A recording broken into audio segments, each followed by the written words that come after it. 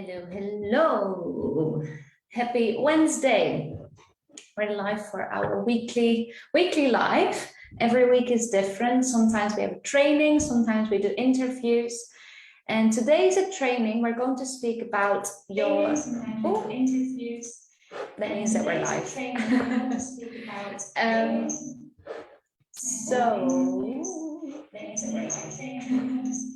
Give me a moment. Why is this still making so many sounds? All right, here we go. I'm so sorry. Technical issues. So today is a training and we're going to speak about our student-teacher relationships. And I'm just going to take one little moment to share the link in our Facebook group so that everyone can watch us. There we go. And I would like to know from you, what does your student-teacher relationship mean? What does that entail?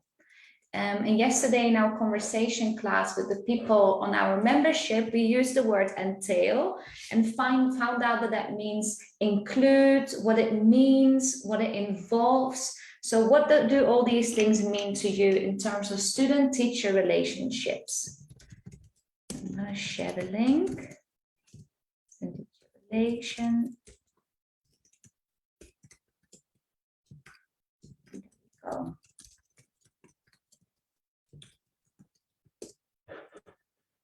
Right, so write in the comments, let me know that you're here as well. And if you are here, where you're watching from what country you're in.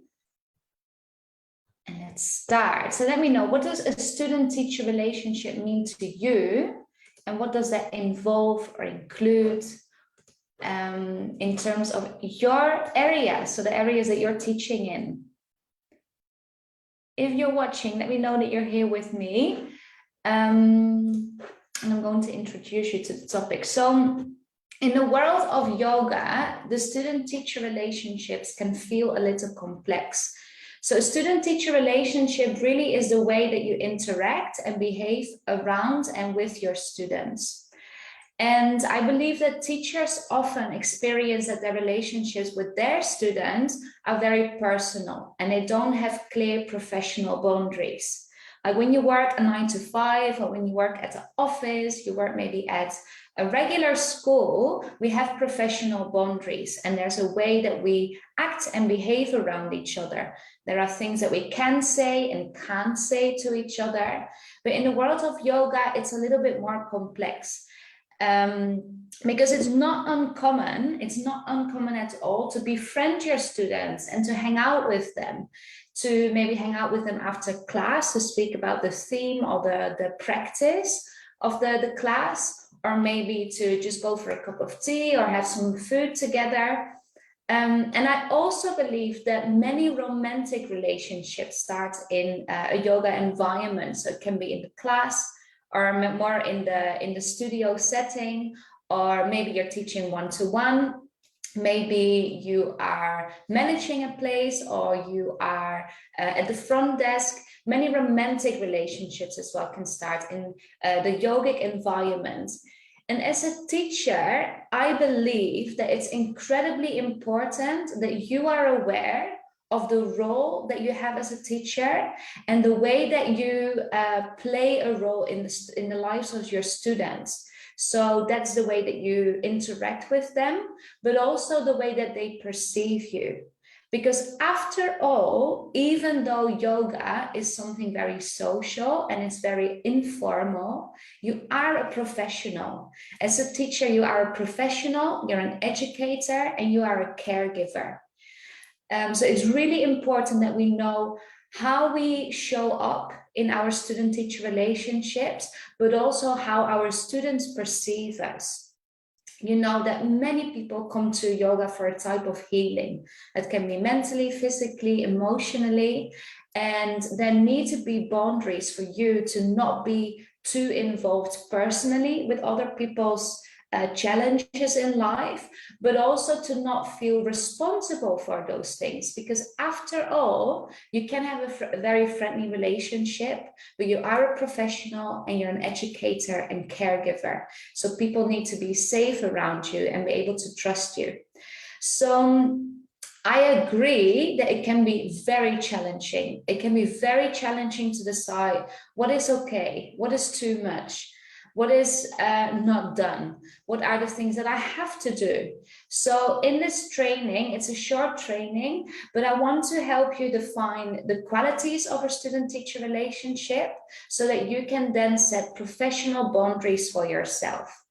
So I already asked the question, and I really would love to know from you how you show up in your student-teacher relationships. So what is the relationship that you have with your students, and what things are important to you? So what are your values? Let me see if we have any comments already. And if you're watching this later, if you're not live here with me, you can also write in the comments, because we can just keep the conversation going there. Let me see. Right. So in what way do you show up in your relationships with your students, and what things are important to you? So what are your values? Because I also believe when you become a yoga teacher, having clear boundaries can be a little bit challenging, because the role that you have right now is different from any other role that you've been in before. Like I said, if you work at the office, or if you work at a supermarket, or if you work at a regular school, you're teaching children, for example, all these types of roles have different responsibilities. And with these responsibilities, obviously you deal with different people, and the relationships you have with those people are simply very different to the ones that you have with your students as a yoga teacher. I also think it's difficult, or it can be challenging, to know what the boundaries are, because it's not something you are taught in yoga teacher training. Sometimes they speak about it, but it's not always included. So understanding your role might, for that reason, be a little bit challenging. But defining your values and teach or interact according to your values will give you some more clarity and ease when it comes to difficult situations in the yogic environment. And it can be in the classroom, but also when they call you or WhatsApp you or want to get in touch with you on social media. So they don't only help you to interact with them in the personal space, but also outside of the yogic room, and help you with setting clear boundaries so that you can stay close, not only to the way that you show up or want to show up, but also really close to your authentic self. And the authentic self I will go speak about another day, but all of these things are things that I want you to bear in mind or consider when you think of your values. So for the purpose of this chat, I have categorized 5 qualities that I believe every student-teacher relationship has. So there are 5 categories that I find personally very important, but I would like you to brainstorm on a little bit. So per category, I will give you examples of things that I believe belong to the values and the boundaries. But the intention of sharing this with you is for you to have some, something to start with when you define what your categories are, what your values are, and based on your values, what your boundaries are. So that you can really gain clarity in terms of the way that you want to show up in your student-teacher relationships. All right, so the categories are, just checking if we've got comments. If you're here watching, let us know, write in the comments, please. Let us know how you're feeling about this topic, and if this is something that you've recently dealt with as well. So the categories I have identified are mutual respect, open, clear, and honest communication, creating a safe environment, so that can be a learning environment or the space that you're teaching in, student equality, and showing that your students that you care. So these are 5 categories that can be very broad and approached in many different ways. And that really depends on who you are, who you teach, where you teach, and that can be a physical space or online, and the way that you allow your students to be in touch with you outside of all this. All right, so when we look at mutual respect, you can think of the consideration of different perspectives and experiences, and accepting that others trust you, or it might be that that you will have to accept that another person's truth might be very different from yours, and that it's difficult to understand or hear each other, but that you still respect that. All right, so mutual respect is all about understanding different experiences, different perspectives, different ideas, beliefs, and ways of speaking about things. Mutual respect can also be two-way trust, so that you trust one another. It can be that you're on time and preferably earlier, so for you as a teacher. It can be that you're patient and that you are prepared for your classes, that you find a balance between being a professional, but also are empathetic with your students, so that you really can emphasize whatever it is that they are dealing with or that they find challenging. So for yourself, have a think about what mutual respect means, what that means in the role of a teacher towards your student, but also what you want to receive from your students. So open and clear and honest communication can be many different things too.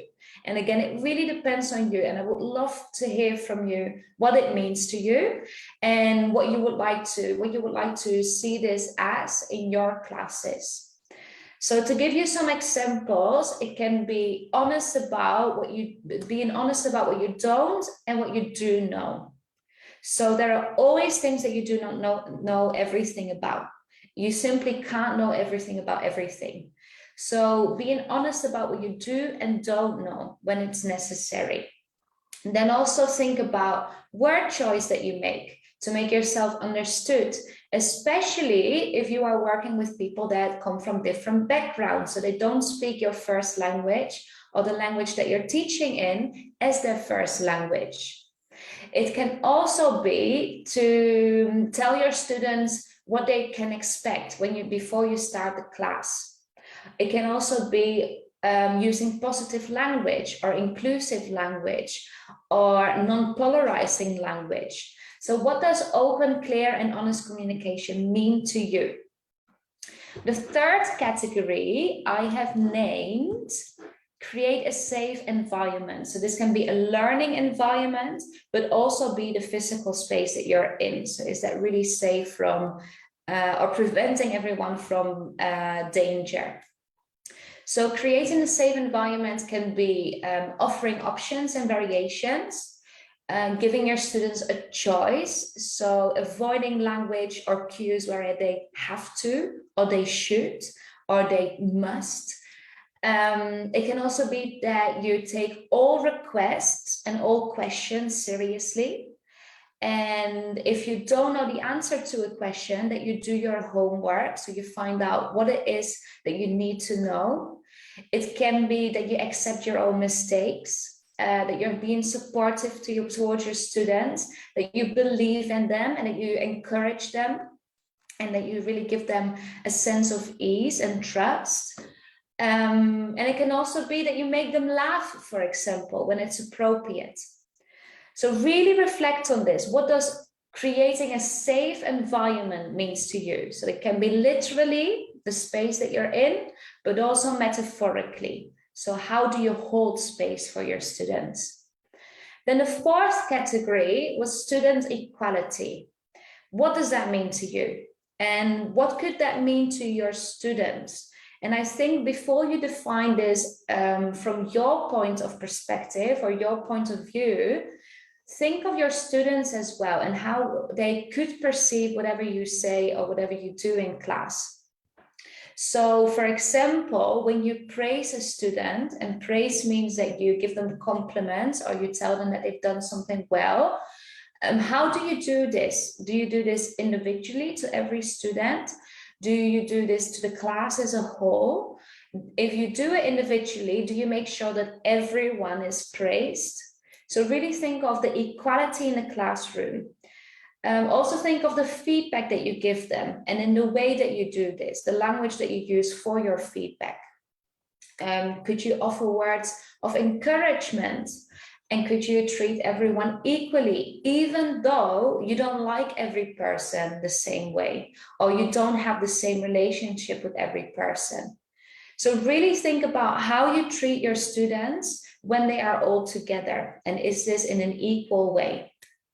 And the fifth category, if there are things, by the way, that you can think of already by yourself right now, or things that you find important according to these categories, write them in the comments, because I'm really, really interested in hearing what you think and what you have to say about this. So the fifth category are showing your students that you care. So to me personally, this means that you know the names of your students and that you ask them how to pronounce them correctly. So for me, especially because I work with a lot of different people from different countries, there are many names that I don't know how to pronounce, but I do think this is a really nice thing to be aware of and to take into account. So really making an effort, first of all, to know all the names, but also how to pronounce it. And if you don't know how to pronounce a name, you can also write the pronunciation down in your notes, or you can write down the phonetics if you're familiar with that. So showing your students that you care can also be finding out something personal about them.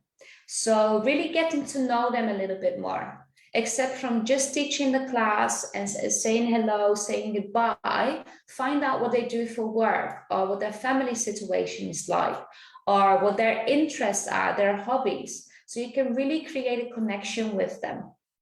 And like I said, for me personally as well, showing students that I care also includes saying hello and saying goodbye. So greeting them and wishing them a nice day. So really showing being involved with the lives that they have.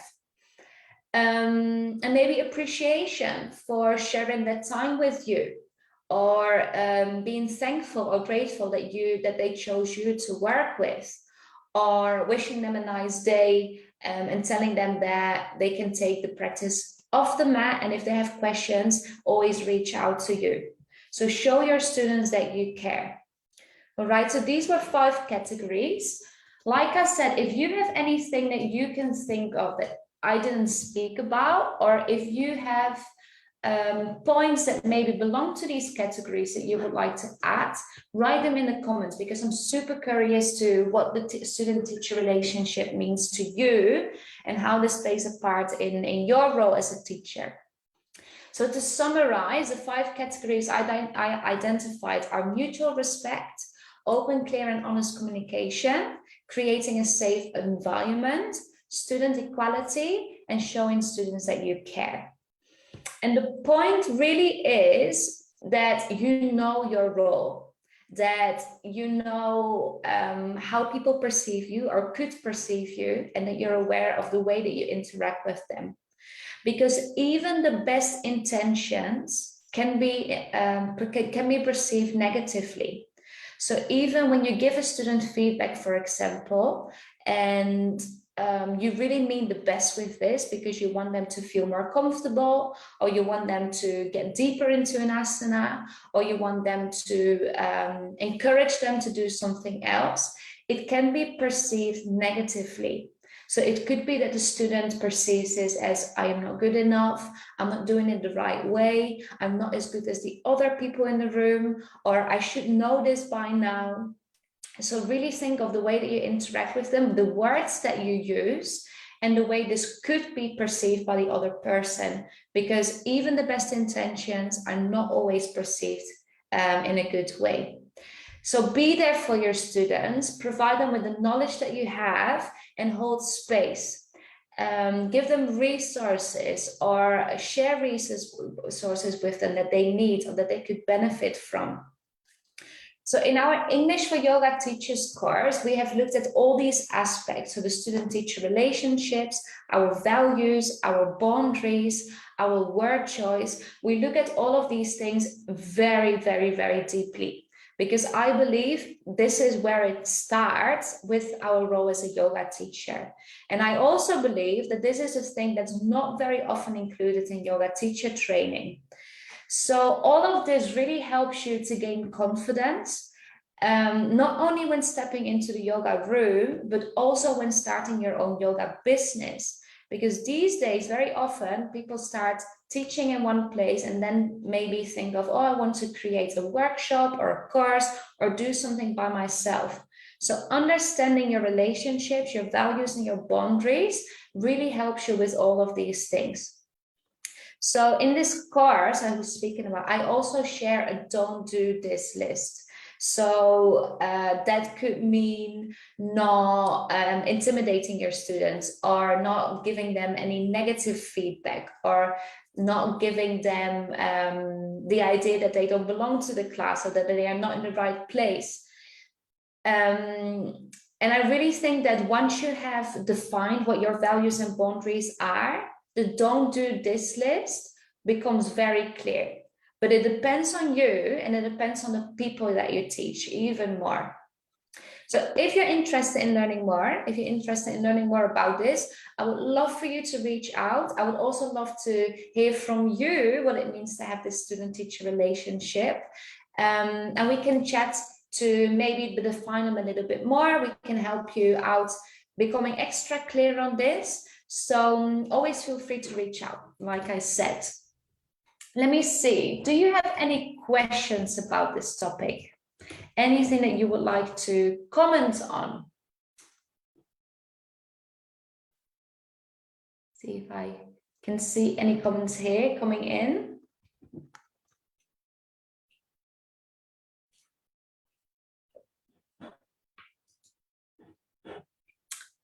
Don't see anything yet. All right. So I really invite you to reflect on this. And let me give you some steps. So step number 1, what is important to you as a teacher? What are the things that are most important to you? And I think especially in terms of the relationship that you have with your students. Then number 2, what are your values? Number 3, what are your boundaries? And then identify the qualities of your student-teacher relationships. And you can do that according to my 5 categories. So the categories are mutual respect, open, clear, and honest communication, create a safe learning environment or a safe physical environment, student equality, and showing your students that you care. Okay? So good luck with this. Let me know how you get on. If you need help, reach out to me. I would love to hear what you're writing and hear what you think about this topic. And if I can help with anything, always feel free to ask questions. All right, I hope to see all of you next week. We're going to speak about how to write a mindfulness script, and most importantly, how to translate this from your first language. So if mindfulness is something that you would like to add to your classes or your services, join us on Tuesday. We're going to interview Yeli. Yeli has a bilingual yoga business, so she teaches in English and in Spanish. And she's going to share with us how what she does to translate her mindfulness script and can use them for both her businesses in English and in Spanish. All right, I hope to see you then. It's on Tuesday, and let me double check the time for you. It's on Tuesday, I think at 4:30, so half an hour later than today. If you have questions about the topic or questions that you would like to ask Yeli, send them in to me so I can ask them in the interview. And I hope to see you all then. Good luck with everything. Have a great rest of your day, and hope to see you all very, very soon. Lots of love.